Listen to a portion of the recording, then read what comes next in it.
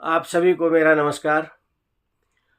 हम सभी जानते हैं कि जब जब इस संसार पर विपदा आई, जब जब यह पृथ्वी आपदाग्रस्त हुई, उस समय भगवान विष्णु ने कोई न कोई रूप धारण करके इस धरती को बचाया, इस धरती से अत्याचारों का अंत किया।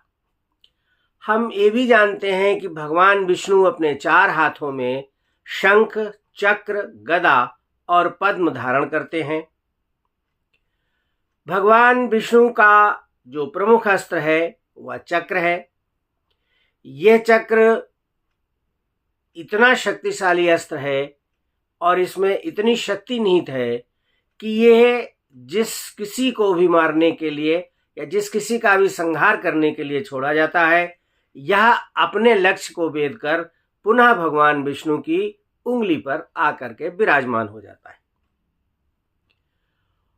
अब हमारे मन में यह उत्कंठा उठ रही है या उठती है कि भगवान विष्णु को यह चक्र दिया किसने था जो इसमें इतने रहस्य छुपे हैं,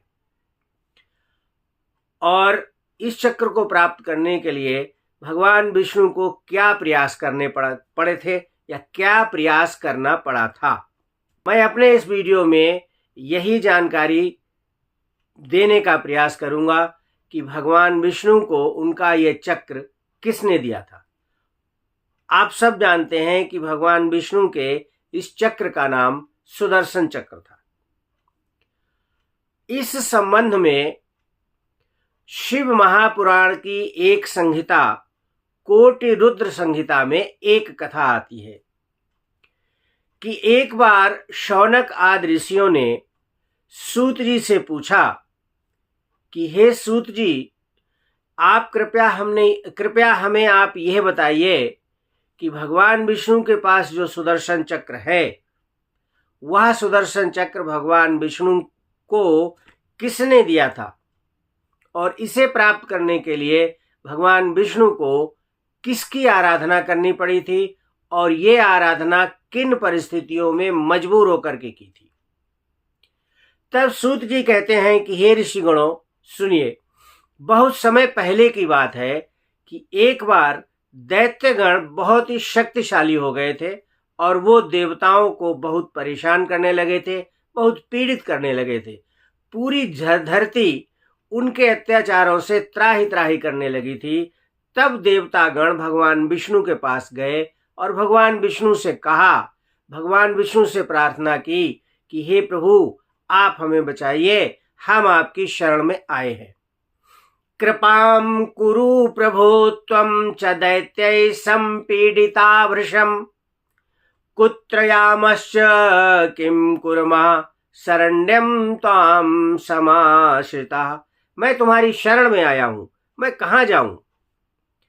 तब भगवान विष्णु ने सदैव की भांति यही कहा कि हे देवगणों, आप परेशान मत होइए, मैं तुम्हारे कष्टों को दूर करने के लिए कुछ न कुछ प्रयास अवश्य करूंगा।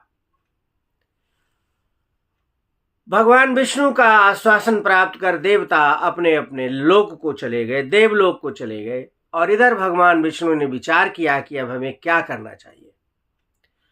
इसी विचार में भगवान विष्णु भ्रमण करते हुए कैलाश पर्वत पर पहुंच गए और कैलाश पर्वत पर जाकर के वहां उन्होंने एक कुंड स्थापित किया। उस कुंड में अग्नि की स्थापना करके तप करने लगे और उन्होंने कैलाश पर्वत पर मानसरोवर में उगे पुष्प, मानसरोवर में खिले 1000 कमल पुष्प जो है उनका चयन किया और उनको अपने पास ला करके रख लिया और भगवान शिव के सहस्त्र नाम की रचना करना प्रारंभ कर दी। जैसे जैसे भगवान विष्णु भगवान शिव के नाम की रचना करते जाते थे, वैसे वैसे ही एक कमल भगवान शिव को अर्पित कर देते थे। यानी कि एक नाम लिखने पर एक कमल भगवान शिव को अर्पित कर देते थे। और इस तरह भगवान विष्णु ने भगवान शिव के 999 नाम लिख दिए, 999 नामों की रचना कर दी और उनके 999 कमल पुष्प भगवान शिव को अर्पित कर दिए और 1000वां नाम भी लिख लिया था। और 1000वां नाम लिखने के उपरांत जब भगवान विष्णु शिव को कमल पुष्प अर्पित करने के लिए अपना कमल पुष्प ढूंढने लगे तो वह कमल पुष्प उनको नहीं मिला। इधर हुआ क्या, भगवान शिव ने विष्णु की भक्ति की परीक्षा लेने के लिए कमल के उस 1000वें पुष्प को छुपा करके रख दिया था। छुपा करके कहीं रख दिया। कोटि रुद्र संहिता में श्लोक है, परीक्षार्थम विष्णु भक्तेस्तदा वै शंकरेण कमलानां सहस्रातु हतमेकं च नीरजम। शिव की माया से भगवान विष्णु शिव के इस कार्य को नहीं समझ पाए। भगवान विष्णु ने सोचा कि मेरा कमल पुष्प कहीं खो गया है, इसलिए हमें ये ढूंढ कर लाना पड़ेगा।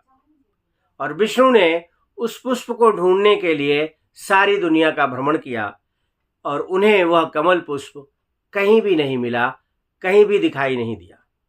तब भगवान विष्णु ने सोचा कि उस कमल पुष्प के स्थान पर क्यों न मैं अपना एक नेत्र ही भगवान शिव को अर्पित कर दूं, क्योंकि लक्ष्मी जी मुझे हमेशा कमल नयन के नाम से पुकारती हैं और मेरे नेत्र भी तो कमल के समान ही हैं। और इतना कह करके भगवान विष्णु अपने नेत्र को निकालने के लिए जैसे ही तत्पर हुए, वैसे ही भगवान शिव प्रकट हो गए और उन्होंने कहा कि ऐसा मत करो, ऐसा मत करो। तम दृष्ट्वा स प्रसन्नो भूक्षं करः सर्वदुःखः आविर्बभूव तत्रैव जगाद वचनम हरिम। और क्या बोले, मामेति व्याहरन्नेव प्रादुरासी जगद्गुरु प्रसन्नो अस्मि हरे तुभ्यं वरं ब्रूह्यथेप्सितं मनोभिलसितं ददिं नोदयं विद्यते तब। हे विष्णु, मैं तुम पर प्रसन्न हूँ और आप अपना मनोविलसित वर हमसे मांगिए, जो आपके मन में इच्छा हो वो वर आप हमसे मांगिए। तब भगवान विष्णु ने कहा कि हे प्रभु, दैत्य इस पूरी दुनिया को पीड़ित कर रहे हैं, दैत्यों ने इस पूरी दुनिया को प्रताड़ित कर रखा है। मेरे आयुध से दैत्यों का वध नहीं हो पा रहा है, मैं दैत्यों को हराने में समर्थ नहीं हूँ, इसलिए मैं आपके पास आया हूँ। हे भूत भावन, हे महादेव जी, आप हमारी सहायता करें। तब देवाधिदेव महादेव जी ने अपना महातेजस्वी चक्र भगवान विष्णु को प्रदान किया और कहा, इति श्रुत्वा बचो विष्णु देवदेवो महेश्वरा ददौ तस्मै स्वकं चक्रम तेजो राशिम सुदर्शनम। और उस चक्र को प्राप्त करके भगवान विष्णु ने उन दैत्यों का विनाश किया और वो सुदर्शन चक्र अपने पास ही रख लिया।